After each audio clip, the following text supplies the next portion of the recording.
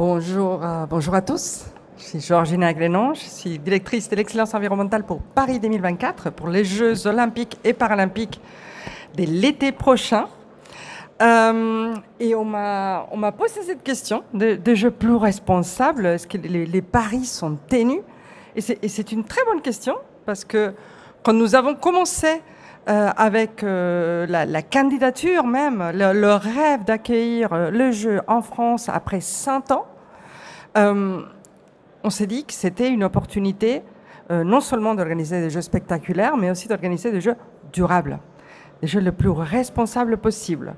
Et ce n'était pas une évidence. Donc on a fait ces premiers paris de changer le modèle des jeux. Si je vous dis jeu, peut-être ça ne vous dit pas grand-chose, vous pensez à une grosse fête, ce que vous voyez à la télé, c'est quand même 15 000 athlètes qui se réunissent, c'est 13 millions de spectateurs, on a des billets qu'on va vendre, c'est 13 millions de repas qu'on va servir, 45 000 volontaires, c'est l'équivalent des 40 championnats qui se passent en même temps.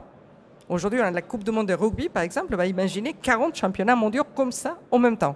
Donc c'est une machine assez importante, c'est l'opération logistique la plus importante au monde en temps de paix. Donc vous imaginez, c'est dire on va changer ces modèles, on va essayer de faire différemment pour le rendre plus responsable, c'était un vrai challenge. Et on s'est donné plusieurs objectifs dans ces paris des jeux plus responsables, qui étaient de réduire les émissions de 50% par rapport aux jeux précédents. Par exemple, d'être le premier jeu aligné avec l'accord de Paris. Pour ça, de réduire la quantité des constructions. Vous savez, normalement, les jeux ont cette tendance à construire beaucoup. Nous, on a dit on part avec 95% d'infrastructures existantes ou temporaires. Donc, on utilise ce qui existe, ou on fait du temporaire. Et les peu qu'on construit de neuf, on les construit beaucoup plus bas carbone. C'est le cas aujourd'hui du village olympique, par exemple, qui est en Seine-Saint-Denis, qui est construit avec 30% de moins de carbone par rapport à une bonne construction actuelle. Donc des nouvelles méthodes de construction, on a une avance, on estime une avance de 10 ans sur les méthodes de construction. Vous allez voir tout ça l'année prochaine. Donc j'ai dit, c'est pari de faire différemment et de changer les modèles a demandé à notre pari. C'est de faire de ces jeux un laboratoire. Parce que si on veut changer les choses, on ne peut pas faire la même chose que l'on faisait avant. Et pour ça, il faut innover. Il faut aller chercher des solutions, il faut casser un peu le code. Et pour ça, je dirais, une des premières innovations de ces laboratoires a été la méthode. On a commencé par anticiper les impacts, mais vraiment, que ce soit sur le climat, sur l'économie circulaire, sur la biodiversité. Donc on a cherché à anticiper tout ce qui pourrait être un impact et qu'est-ce que nous, on pourrait faire pour les réduire. Si on cherche, par exemple, à rendre le jeu plus circulaire, c'était notre objectif, comment on fait ça? Par exemple, on a créé pour la première fois dans l'histoire l'empreinte matière des jeux. Vous connaissez l'empreinte carbone? Nous avons fait aussi l'empreinte matière, une estimation de toutes les choses qui sont nécessaires pour livrer les jeux. Et ça nous a beaucoup aidé à comprendre qu'il y avait beaucoup d'intérêt à être beaucoup plus circulaire que l'on l'est davantage. Quand on a besoin, par exemple, de 800 000 meubles pour ces jeux, après les jeux, il faut faire quelque chose avec ces 800 000 meubles. Donc, on a entrepris de se poser la question de qu'est-ce que chaque chose devienne après les jeux. Il y a eu toute une présentation mardi ici même sur justement ces modèles, ces nouveaux modèles d'économie circulaire et des travails avec l'ensemble des acteurs de jeux pour des jeux beaucoup plus responsables. Pour ça, en fait, pour pouvoir anticiper, pouvoir toucher, pouvoir réduire tous les impacts, on a travaillé de façon transverse avec l'ensemble des acteurs, que ce soit les athlètes, par exemple, ceux qui construisent, ceux qui transportent, ceux qui nous fournissent en nourriture. C'était un travail, c'est toujours un travail vraiment des groupes, de unir des forces pour trouver ces solutions.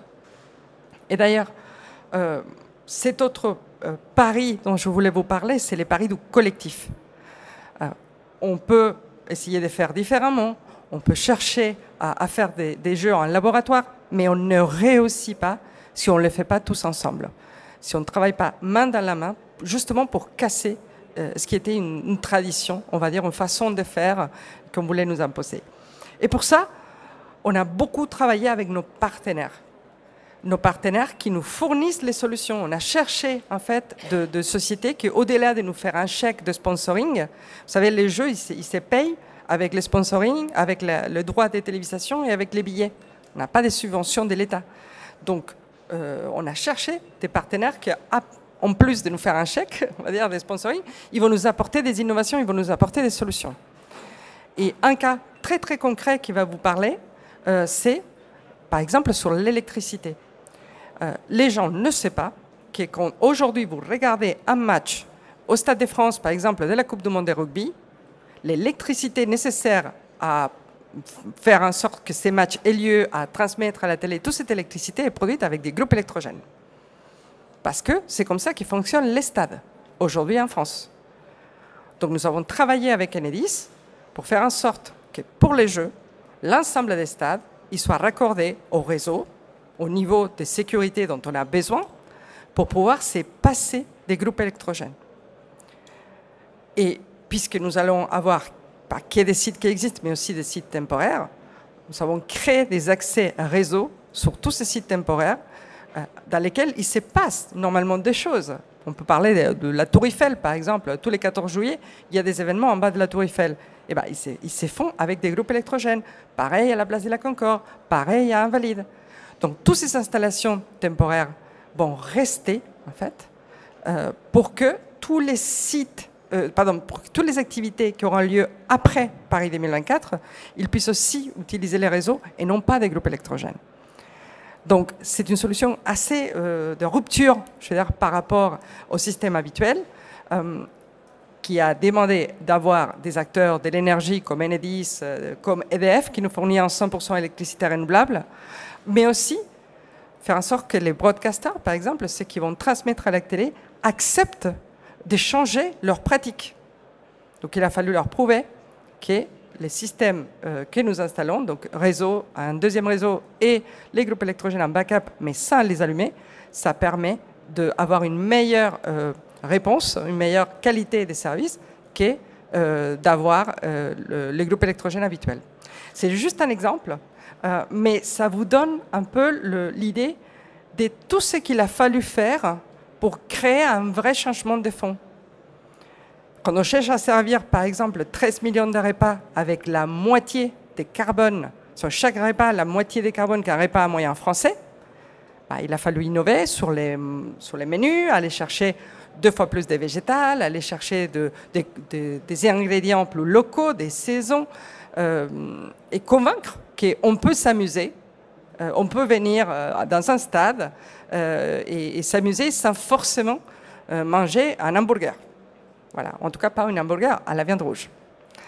Donc tout ça, voilà, vous allez, j'espère, si vous faites partie des Jeux l'année prochaine, si vous venez, si vous passez une tête à un moment donné, vous allez voir qu'il y a des choses qui vont changer par rapport aux habitudes de sport et des événements en France.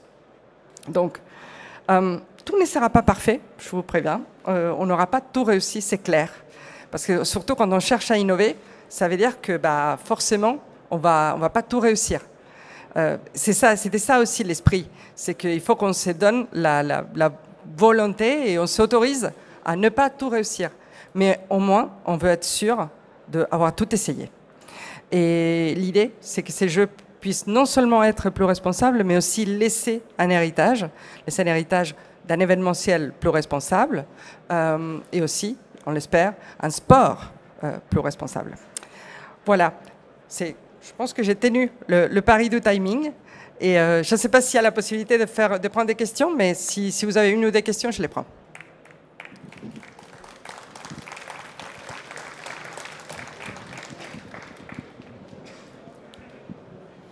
Bonjour, merci pour la présentation.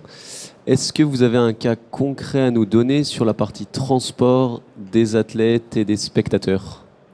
Nous avons beaucoup travaillé avec les athlètes, par exemple, pour les sensibiliser au fait d'essayer de venir à Paris de la façon la plus responsable possible. Aujourd'hui, nous avons 4 pays qui ont déjà fait public, qui ont déjà annoncé qu'ils viennent en train. Donc, les Royaumes-Unis, les Pays-Bas, la Belgique et la Suisse ont déjà même tissé des partenariats avec les réseaux des trains, donc Eurostar, Thalys, pour venir à Paris en train. On espère qu'ils ne vont pas être les seuls, mais c'est déjà une avancée par rapport à des pratiques habituelles des Jeux. Et en tout cas, on souhaitait que ce soit les athlètes qui donnent l'exemple.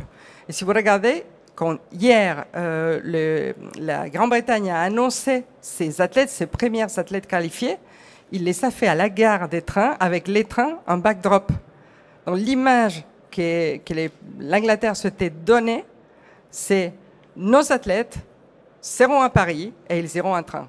Et ça, pour nous, ce sont des images qui sont très très fortes parce que ça permet justement de montrer aussi au public qu'il faut que chacun joue leur part dans cette aventure.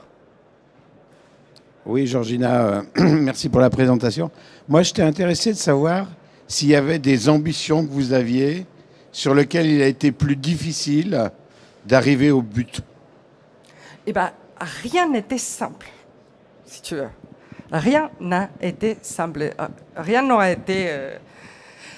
pourquoi? Parce que, par exemple, quand on a lancé l'ambition de construire le village avec moins de 30% de carbone, par contre, en 4 ans et dans les budgets, au début, on nous avait dit que c'était impossible.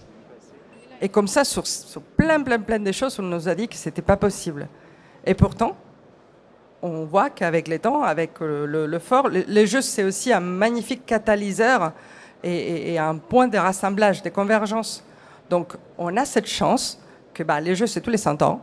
Et du coup, les acteurs se mobilisent pour être au rendez-vous et pour apporter ce qu'ils savent faire de mieux.